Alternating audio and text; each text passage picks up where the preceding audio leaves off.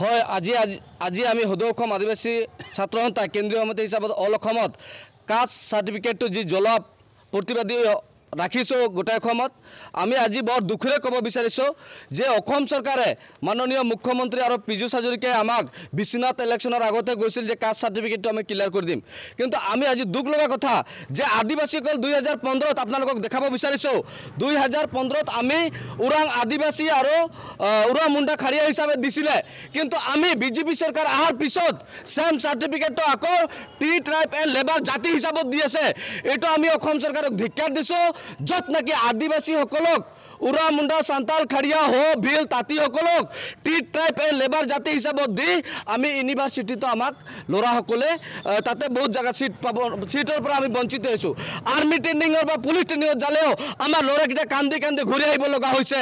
অসম চৰকাৰে এইটো কি কৰিব বিচাৰিছে আদিবাসীসকলক 3% 4% যিটো ৰিজাৰ্ভেশ্যন কোটা কৈছে তাতে আমাক থাৰ্ড গ্ৰেড হিচাপত দিছে আৰু এই চাৰ্টিফিকেটটো উৰা মুণ্ডা সান্তাল খাৰিয়া হিচাপত বা তাঁতী হিচাপত নিদিয়ে তাতেও আমাক অপমান কৰে আমি তাৰ পৰা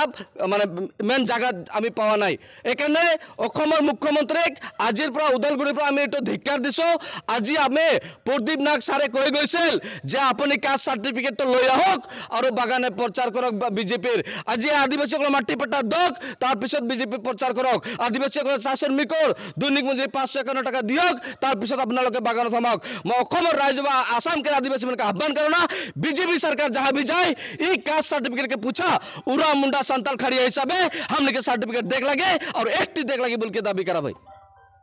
আজি আমি সদৌ অসম আদিবাসী ছাত্ৰ সন্থা চেণ্ট্ৰেল কমিটি নিৰ্দেশ মৰ্মে আজি আমি আন্দোলন কাৰ্যসূচী ইয়াতে পালন কৰিলোঁ বিশেষকৈ আপোনালোকে গম পায় আমি আদিবাসীবিলাক যেতিয়া 2022 চনত सेप्टेम्बर माहर 15 तारिख जी आकर्ड हो गल ताते क्लियरली लिखा आछे आनेक्सारत लिखा आछे जे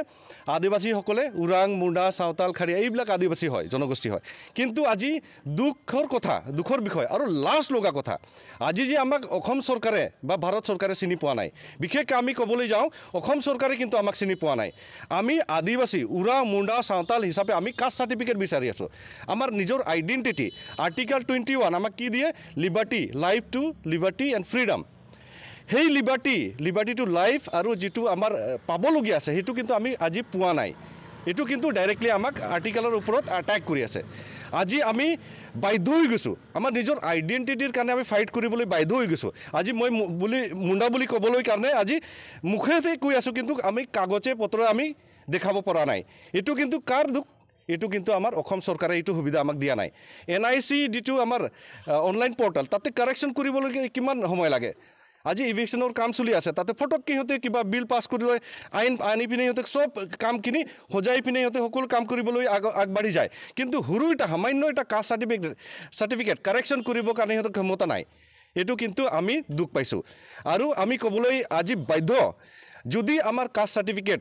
ইমিডিয়েটলি যদি কাৰেকশ্যন নহয় আমাৰ কাৰেকশ্যন যেটো হ'বলৈ আমি দাবী জনাইছো এটো হ'ব লাগে উৰাং মুণ্ডা সাवताल খাৰিয়া লোহৰা পৰ্যা আৰু ব্ৰেকেটত আদিবাসী লাগে বুলি আমি কৈ আছোঁ বাৰম্বাৰ কিন্তু অসম চৰকাৰে যদিও জানে কিন্তু সেই কামটোত আগভাগ লোৱা নাই আৰু আপোনালোকে গম পায় সেই বিষয়ে যেতিয়া আমাৰ প্ৰায়ত্ব প্ৰদীপ নাগ আদিবাসী জাতিৰ নায়ক যেতিয়া জীৱিত আছিল তেতিয়া আমি কমচে কম 10 বাৰ আমি অসম চৰকাৰৰ লগত বহিছোঁ CM লগত অফিচিয়েল টক হৈছে নন অফিচিয়েল টক অফিচিয়েল টক আমি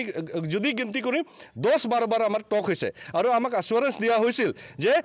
ইলেকশ্যনটো পাৰ হ'ব দিয়ক যিকোনো ইলেকশ্যন আহিলে ইলেকশ্যন পাৰ হ'ব দিয়ক বাই ইলেকশ্যন বা MP ইলেকশ্যন যিকোনো ইলেকশ্যন পাৰ হ'ব দিয়ক ইলেকশ্যন পাৰ হোৱাৰ লগে লগে আমি আপোনালোকৰ কাষ্ট চাৰ্টিফিকেটখন শুধৰণি কৰি দিম বা কাৰেকশ্যন কৰি দিম বুলি কৈছে কিন্তু সেই কামখিনি আজিলৈকে হৈ পোৱা নাই বিৰাট দুখৰ কথা আমি বুৰ্বক নেকি আমাক বাৰে বাৰে ঠকাই থাকব আমি ইহঁতৰ এই মিছলীয়া কথাক মানি চলি থাকিম কিন্তু আগন্তুক যি ইলেকশ্যনবিলাক আহি আছে কিন্তু সেই সময়ত সিহঁতক কিন্তু এই দুখ যিটো আমাক ঠক বাজ কৰি আছে সেইটোৰ প্ৰতিশোধ সেইটোৰ ৰিজাল্ট সিহঁতে দেখা পাব এইটো কিন্তু খাটাং